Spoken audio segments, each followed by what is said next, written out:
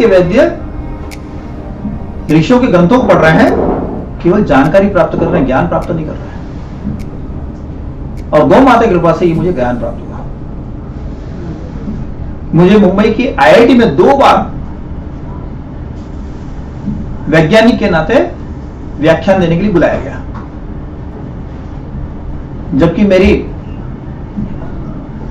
Academic qualification अगर देखा जाए तो मैं आर्ट्स का विद्यार्थी रहा हूं। एक आर्ट्स के विद्यार्थी को एक वैज्ञानिक के रूप में प्रतिष्ठित करना, यह गौ माता की कृपा है। जय गौ माता। तो ये मैंने अपना अनुभव किया है कि मुझे स्वस्थ भी किया, और आज मैं जो हेल्थ टिप्स दे रहा हूं लोगों को, उन हेल्थ टिप्स से लाखों लोग, आज उस हेल्थ टिप्स से लाखों लोग स्वस्थ हुए हैं, भयंकर भयंकर बीमारियों से स्वस्थ हुए हैं।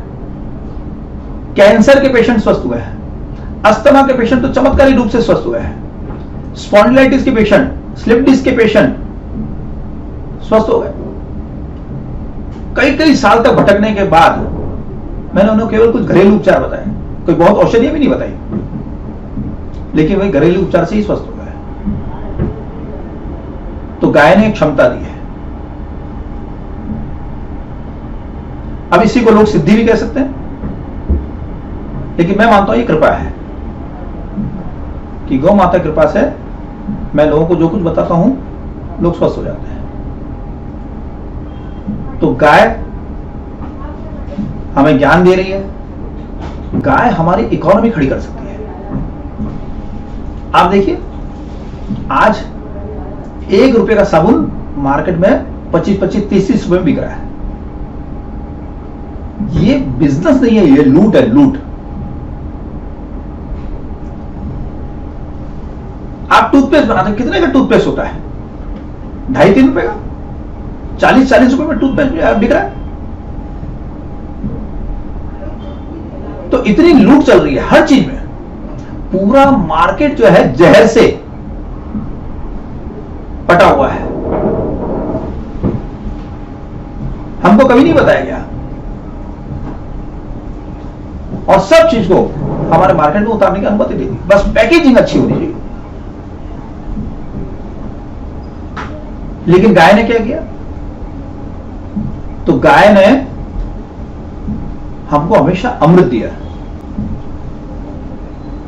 गाय के गोबर से उगा हुआ अनाज आप खाएंगे, हो सकता है कुछ रुपए आपको लगेगा ज्यादा लग रहा है, लेकिन वास्तव में आपका मेडिकल बजट जो है, बजट तो होता नहीं मेडिकल का। डॉक्टर को जितना आपको लूटना वो लूटेंगे, हॉस्पिटल को जितना आपको लूटना लूटेंगे। वो आपको देखेंगे नहीं कि आप गरीब है कि अमीर है। उनको जितना रुपया चाहिए, आप चाहे डकैती करके लाओ, चाहे किसी को लूट के लाओ, चाहे भीख मांग कर लाओ, उनको पैसा चाहिए।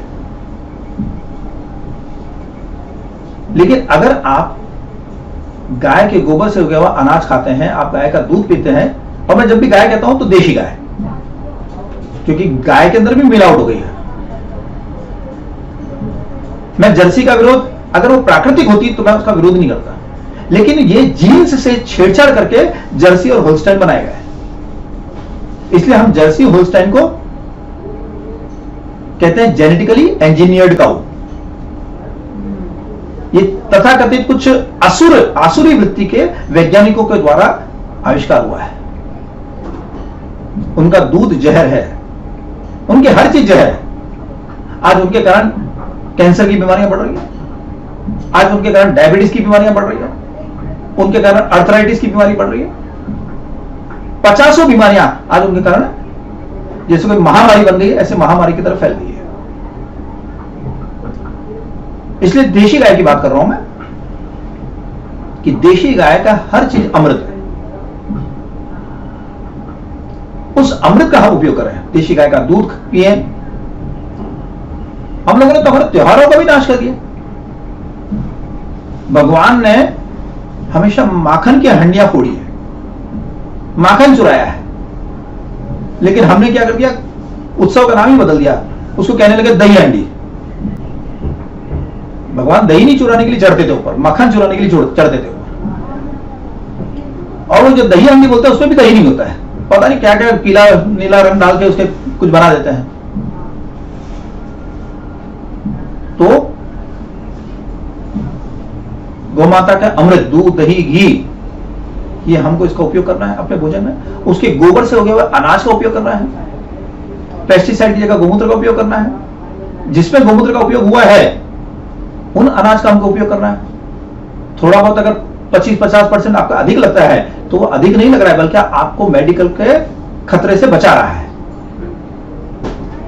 आज लोग क्यों इंश्योरेंस के पीछे भाग रहे हैं? क्योंकि इंश्योरेंस के पीछे जाएंगे, वो हॉस्पिटल जाएंगे तो पता नहीं कितना हो जाएगा खर्चा, तो इंश्योरेंस के पीछे भागना है। गीता का चुरा लिया, योग क्षेम वहाम्य हम, ये भगवान ने LIC के लिए बनाया था क्या? कहा था क्या ये? तो हम गौ माता से जुड़ने की जगह जीवन बीमा से जुड़ गए। तो हमें गौ माता पूरी, क्या बोलना चाहिए, इंश्योरेंस देती है कि आप अगर दूध पीते हैं देशी, मेरा दूध पिएंगे, गौ माता कहती है कि मेरा दूध पीते हैं, मेरा दही खाते हैं, मेरा मक्खन खाते हैं, मेरे छाछ पीते हैं, मेरा घी खाते हैं, अकाल मृत्यु नहीं होगी और स्वस्थ जिएंगे, स्वस्थ मरेंगे। तो इसलिए गाय से जुड़े हम। और भी जुड़ने के तरीके हैं। आज रेडिएशन का खतरा बढ़ रहा है चारों तरफ। 4G 5G मशीनों के अंदर तो हम रेडिएशन की तरफ जा रहे हैं। वेव्स के ऊपर हम बढ़ते जा रहे हैं। लेकिन ये वेव्स हमारे लिए कितनी खतरनाक है, इसके ऊपर कोई अनुसंधान नहीं हो रहा है। हमारे हर एक का हाथ में मोबाइल है, कोई लोग तो 2-2 3-3 मोबाइल रखते हैं। ये मोबाइल के रेडिएशन बड़े खतरनाक हैं। इससे एकदम सरल ढंग से आप बच सकते हैं। उस पर एंटी रेडिएशन चिप लगा लीजिए। ये एंटी रेडिएशन चिप मार्केट में 600 रुपए से लेकर 1200-1300 रुपए तक के मैंने देखे हैं। लेकिन हमने वही गुण गाय के गोबर से बने हुए एंटी रेडिएशन चिप में देखे। ये देखिए, यह गाय के गोबर से बना हुआ एंटी रेडिएशन चिप है। ये गोबर लगा हुआ है यहां पर। तो यह जो गोबर है, इससे आपके ऊपर रेडिएशन का असर नहीं होता है। और यह कितने में बनेगा? सिर्फ 50 रुपए में। हम पूरी दुनिया को बेच सकते हैं, पूरी दुनिया को। इतना पैसा आ जाएगा, इतना पैसा आ जाएगा कि भारत से हमको 1 ग्राम भी मांस बेचना नहीं पड़ेगा। आज शर्म आती है कि हमारा देश जो है मीट एक्सपोर्ट में दुनिया में नंबर 1 है। अब ये बताइए कि ये आसुरी राज्य है कि राम राज्य है? और जिन्होंने राम राज्य के नाम पर वोट लिया, क्या वो मीट एक्सपोर्ट को कम कर पाए? बल्कि उनके राज्य में और मीट एक्सपोर्ट ज्यादा होने लगा। ब्राजील दुनिया में दूसरे नंबर पर है और हमने ब्राजील को बहुत पीछे छोड़ दिया। सौगंध राम की खाते हैं और मीट एक्सपोर्ट बढ़ाते जाते हैं। लेकिन अगर ये गोबर की चिप हम बेचना शुरू करें, तो पूरी दुनिया में अगर बेचना शुरू करें, केवल इससे जितना लाभ होगा वो मीट एक्सपोर्ट से ज्यादा होगा। लेकिन हमारे सरकार का इस तरफ ध्यान नहीं है, क्योंकि सरकार तो खुद कठपुतली है हमारी। उसको तो खुद फार्मेसी नचाई जा रही है। ऐसे ही हम लोग पहले हवन करते थे, घर घर में हवन होता था, धूप करते थे। अब धूप अगर करना सब कम होते चला गया, तो ये धूप बत्ती बनाई गई है,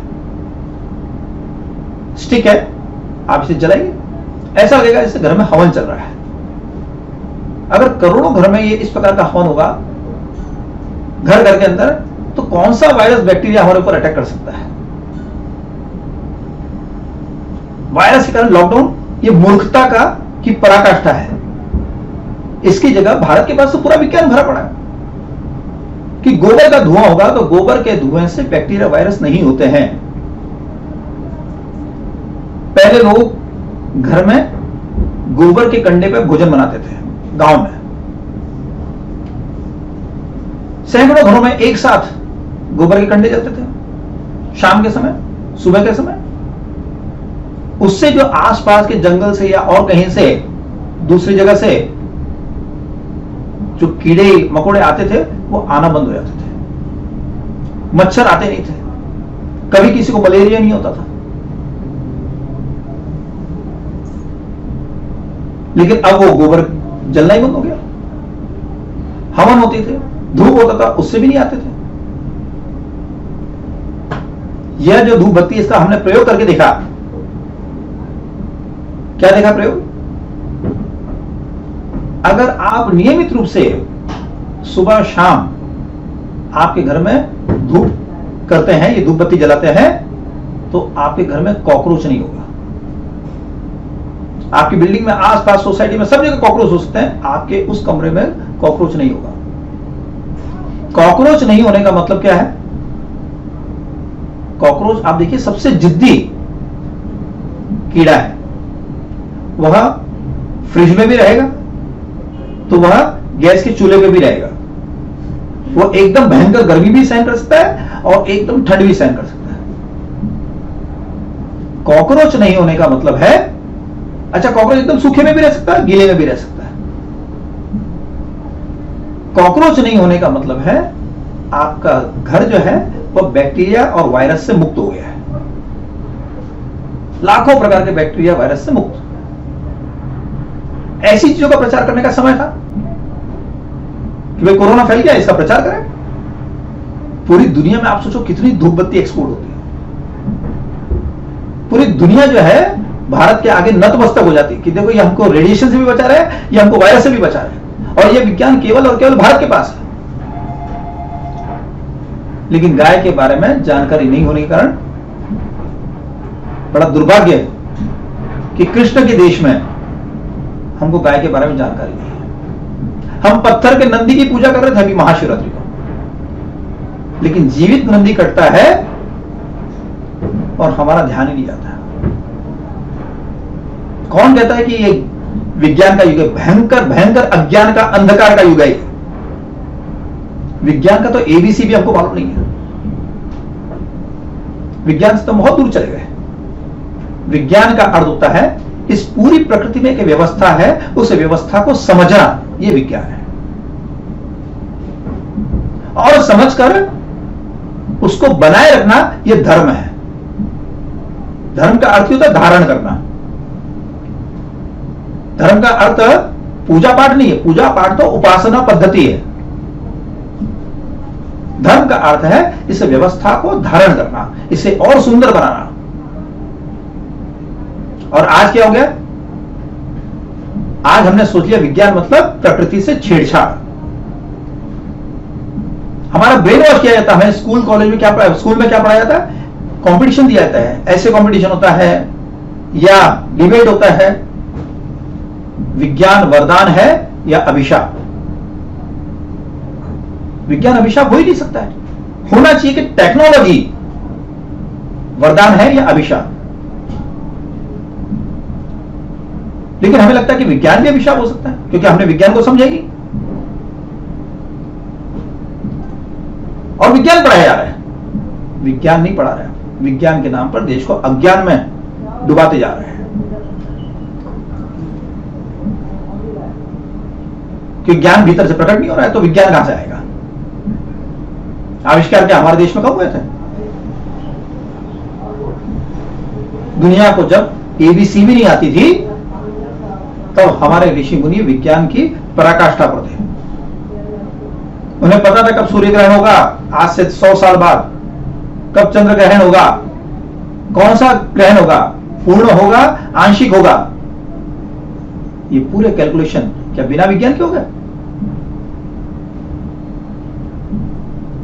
इतने सारे वृक्षों में से तुलसी को ढूंढ निकाला,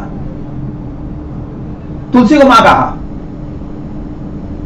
ये क्या बिना विज्ञान के आधार पर? तुलसी घर में रहेगी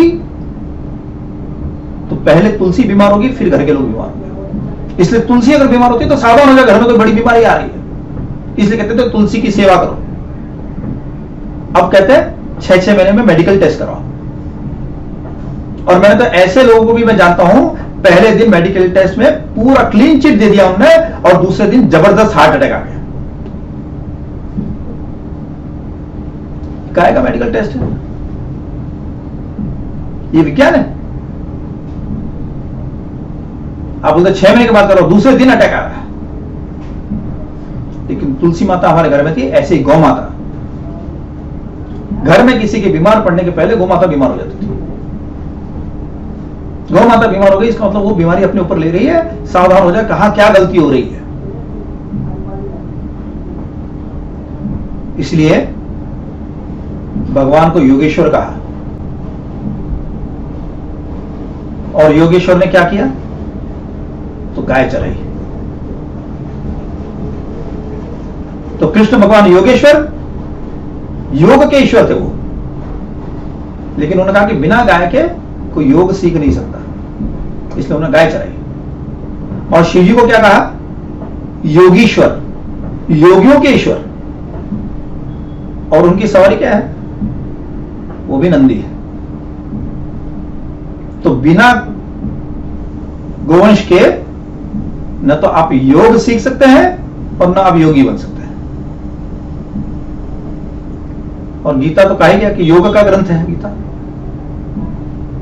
तो गीता योग का ग्रंथ है, लेकिन गीता को भी अगर पढ़ना है और उसको समझना है, बहुत लोग गीता पढ़ते हैं, तोते की तरह पूरा रट जाते हैं, बोल जाते हैं, लेकिन क्योंकि वो गाय से नहीं जुड़े हैं, इसलिए भगवान की गोविंद की वाणी भी उनको समझ में नहीं आती है। जब वो गाय से जुड़ेंगे, गाय की सेवा करेंगे, गाय की कृपा प्राप्त होगी, तब भगवान का ज्ञान जो है वो भीतर से प्रकट होगा। बहुत बढ़िया प्रभु जी, बहुत बढ़िया प्रभु जी, इतना ज्ञान का प्रवाह। बहुत धन्यवाद। जय गौ माता। जय तो मैं जो अगला प्रश्न आपसे पूछना चाहती थी, जो आप मेरा दर्शकों के लिए ऐसा 3 प्रैक्टिकल टिप्स दे ताकि वो गाय से जुड़े रहे और गीता को अपने लाइफ में इम्प्लीमेंट कर सकते हैं। तो आपने ऑलरेडी अपने बोल रहे थे जो उसमें ऑलरेडी आपने बता दिए हैं, तो बहुत धन्यवाद प्रभु जी। जय गौ माता, जय गोपाल। तो मैं एक पूछना चाहती हूँ, तो प्लीज आप दर्शकों के लिए एक जो एडवाइस, प्रैक्टिकल टिप दीजिए। मे भी शायद वो लोग जो बताए वो कर नहीं पाए, तो एक जो ऐसा बताइए उनके लिए ताकि वो लाइफ में वो जो आप बताएंगे वो उतार के जीवन सार्थक कर सकते हैं। देखिए, आज 2 प्रकार की इकोनॉमी खड़ी है। एक गो हत्यारों की इकोनॉमी और दूसरी और गो पालकों की इकोनॉमी। गो हत्यारे क्या कर रहे हैं? आपके सुबह से लेकर शाम तक हर चीज के अंदर गाय की हत्या करके उसको मिलाते जा रहे हैं। उदाहरण के लिए, टूथपेस्ट के अंदर हड्डियों का चूरा। अब आप सुबह सुबह उठ के मुंह में टूथपेस्ट डाल रहे हैं। आप टूथपेस्ट की जगह ये गाय के गोबर के कोयले से बना हुआ दंत मंजन उपयोग कर सकते हैं। इसमें सात्विकता भी है, और हड्डियों का चूरा डालते तो आप कितना भी व्रत अनुष्ठान कीजिए सब भंग हो जाएगा। फिर आपको फल कहां से मिलेगा? सात्विकता कहां से आएगी? तो आप इसकी जगह यह जो है दंत मंजन का उपयोग कीजिए, इससे सात्विकता आएगी। गुण इसके अंदर टूथपेस्ट से बहुत अधिक है, बहुत अधिक गुण है। तो गुण के हिसाब से, क्योंकि उसके ऊपर तो मेरा अलग व्याख्यान होता है, कभी बता सकता हूं, इसका उपयोग कीजिए। आप साबुन जो यूज कर रहे हैं, 99% साबुन के अंदर चर्बी का उपयोग होता है। अब चर्बी वाला साबुन लगा के आप मंदिर जाते हैं, भगवान आपके ऊपर प्रसन्न होंगे? तो आप साबुन छोड़िए। गौशालाएं उपटन बना रही है, अंगराग के नाम से, अलग अलग नाम से, वो उपटन आप लगाइए। और कुछ गौशालाएं साबुन भी बना रही है कि अगर भाई आपको साबुन की आदत ही पड़ गई है आप उसको छोड़ नहीं सकते, तो उन्होंने बिना चर्बी के साबुन बनाए। बहुत जबरदस्त पॉजिटिव एनर्जी। आप नहाएंगे, आपको नहाने के बाद लगेगा कि एकदम आप फ्रेश हो गए।